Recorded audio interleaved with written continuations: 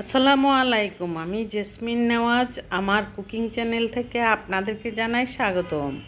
আজকে আমি নিয়ে আসলাম আমার রেসিপিতে পটেটো ফ্রেঞ্চ ফ্রাই। আর পটেটো ফ্রেঞ্চ ফ্রাইটা সহজেই করা যায়। এখানে আমি একটা নতুন ট্রিক্স এবং টিপস দিয়ে আপনাদেরকে দেখাচ্ছি যে প্রথমে আলুটাকে ধুয়ে এখন নতুন আলু বের হয়েছে। আর এটা আমরা বাসন পেয়ালা মাজার মাজনি দিয়ে দেখুন কত সুন্দর করে পরিষ্কার হয়। আর এই পরিষ্কার করাটা কিন্তু আমরা চাকু দিয়ে করলেও এত পরিষ্কার হয় না, আর চামচ দিয়ে করলেও তো পরিষ্কার হয় না, বটি দিয়ে করলেও একদম ক্লিন কাট পরিষ্কারটা হয় না যদি আমরা চামড়া ছিলে না ফেলি তাহলে।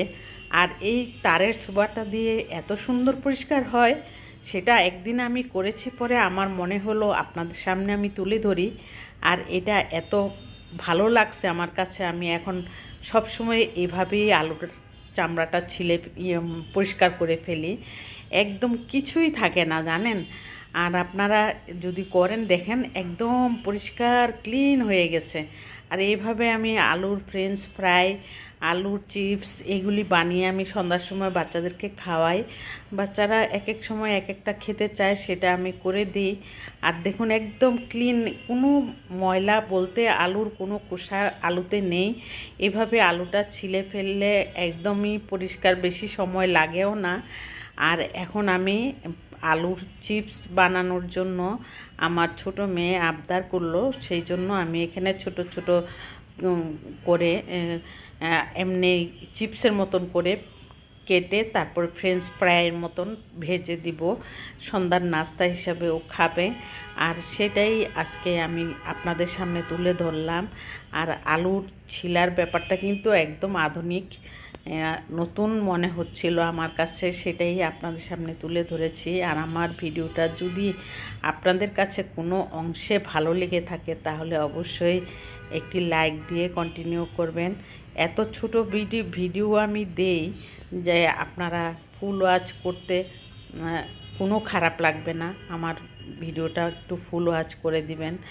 আর তাই এরপর সবগুলি আলু যখন আমি কেটে নিলাম, নেওয়ার পর আবার একটু ধুয়ে একদম টিস্যু দিয়ে মুছে নিয়েছি।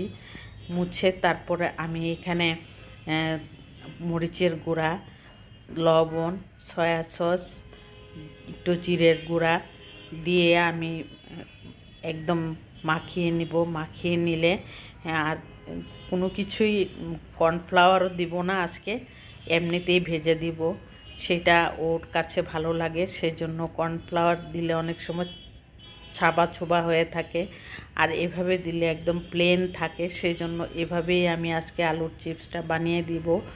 আর আমার এই আলুর চিপসটা ভাজার জন্য আমি এখানে তেল গরম করে নিয়েছি।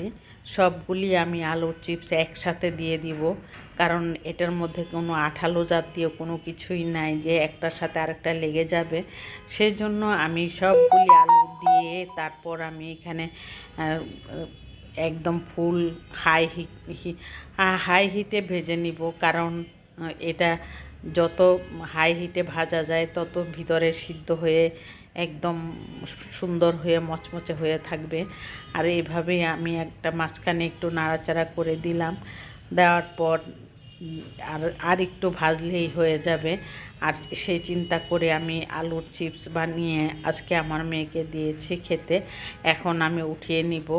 আর আমার ভিডিওটা যদি আপনাদের কোনো অংশে দেখুন ফুলে গেছে, একদমই ফুলে গেছে, প্রত্যেকটা আলু প্রায় ফুলে গেছে, এই জন্য খেতেও কিন্তু মচমচে হয়েছে। আর সেই জন্য আপনাদের কাছে একটি রিকোয়েস্ট রইল যে সাবস্ক্রাইব করে অল বাটনে প্রেস করে রাখবেন, আমার ভিডিওটা দেওয়ার সাথে সাথে যাতে নোটিফিকেশানটা চলে যায় আপনার সাথে।